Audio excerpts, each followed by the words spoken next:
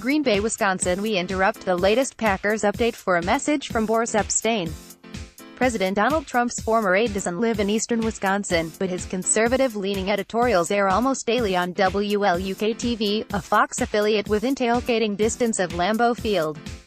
TV stations owned by Sinclair Broadcast Group are required to run commentaries from pundits like Epstein, as well as a segment titled Terrorism Alert Desk. It's nice to have the information.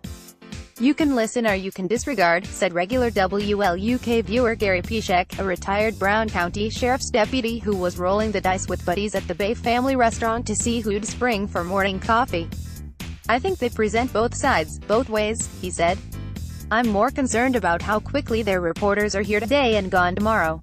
Some of them don't even know how to pronounce the names of our cities.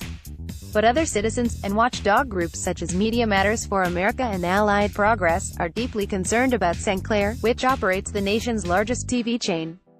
With more than 170 stations, it reaches about 38% of American households, just under the ownership limit set by Congress. A proposed purchase of rival Tribune Media would nearly double its reach. Federal regulators are considering whether to relax their rule. The Sinclair Tribune deal comes at a time when local TV remains the #1 news source of Americans, and media companies are under fire from both the left and right. Sinclair owns only one Minnesota station, WUCW-CH 23. It doesn't air local news and is exempt from running the commentaries. But the company has a presence in nearly 20 Midwest markets, including 3 in Wisconsin and 4 in Iowa. Tribune Media would give it a foothold in Chicago and 6 of the other top 10 U.S. markets. Criticism of the Baltimore-based company swelled this month when it ordered anchors across the country to read a promotional spot seemingly aimed at adding fuel to the president's fiery attacks on mainstream media.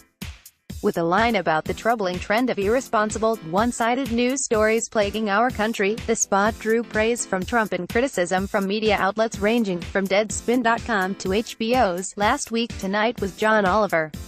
I found them sickening, said former Twin Cities anchor Don Shelby. But Shelby's former boss at WCCO-TV, Scott Libbin, doesn't think Sinclair's action crossed any ethical lines. It's not without precedent for news anchors to read something written by non-journalists. It happens every day in promotions, said Libbin, who also served as news director at KSTP and now teaches at the University of Minnesota. Sinclair didn't make this stuff up. There is evidence out there that people are worried about fake news. Let the local people decide. A study this year by 2 Emory University researchers found that Sinclair-owned stations tilted slightly to the right compared to their competition. They also devoted 25% more time to national politics than the average local newscast, and about 1/3 less time on local politics. Sinclair can't help but color everything in their markets, Shelby said. Reporters may be trying to please the boss and go out and find stories that represent a shared view. Al Tompkins, a former TV journalist who teaches broadcast news at the Poynter Institute, a journalism nonprofit, has raised ethical questions about Sinclair asking its local managers for donations to the company's Political Action Committee. That PAC has contributed to several key members of Congress. Susan Finko, a former anchor in the Green Bay market, said while Sinclair's influence has been the subject of discussion in the community, she feels most residents can distinguish the corporate commentary from local coverage of stories that matter most to viewers. I don't think it's changed the reporting or how people perceive the reporting, said Finko, who now runs the public relations firm Leonard.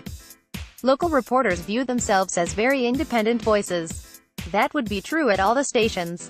Local TV remains an important source of news for American adults, according to a 2017 study by Pew Research Center. Although viewership eroded last year as younger people shift to online news sources, 37% still turn to local newscasts regularly, compared to 28% for cable news and 26% for the broadcast networks. Those numbers help justify Sinclair's order to work more national issues into local broadcasts. In effect, the TV chain is positioning itself as an alternative to cable and network news, a strategy that CEO Christopher Ripley reiterated in a memo circulated to his employees this month. Sinclair will continue to pursue new and innovative strategies, including our hybrid approach of bringing together the best of the local broadcast model with the best of the network model, which will undoubtedly expose us to more criticism because no other local TV broadcasters does it that way, he wrote. However, those that do not answer the call to innovate will be sucked into the black hole that is big tech, which is consuming every segment of the media universe. But when Green Bay resident Kim Oscar wakes up, she doesn't want to hear Epstein's take on Syria. She just wants local news from the anchors on WLUK's Good Day. Why, I can't handle the national news that early in the morning, said the retired nurse from Appleton, who was standing in line at a suburban Mills Fleet farm to meet the station's meteorologists. The newscasters make me laugh. They're like my friends. I don't really understand the purpose of the commentaries, but I don't mind them.